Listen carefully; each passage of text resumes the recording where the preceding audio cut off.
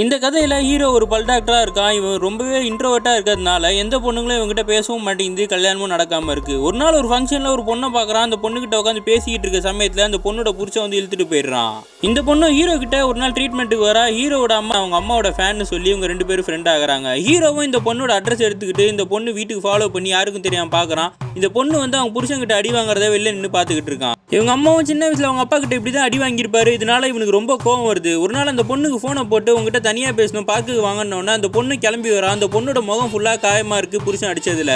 ஹீரோவும் அந்த பொண்ணுக்கு ஆறுதல் சொல்ல ஆரம்பிக்கிறா. ரெண்டு பேரும் ஃப்ரெண்ட்ஸ் ஆகுறாங்க. வெளியெல்லாம் சுத்திக்கிட்டு இருக்க சமயத்துல ஒரு நாள் இந்த பொண்ணுக்கு அவன் கிஸ் பண்ணிடுறான். அந்த பொண்ணு அங்க வந்து எஞ்சி போயிடுறா. ஒரு நாள் அந்த பொண்ணோட வீட்டுக்கே போயிட்டு பார்க்கறான். அந்த பொண்ணு இன்னும் அடி வாங்கி மூஞ்செல்லாம் காயமா இருக்கு.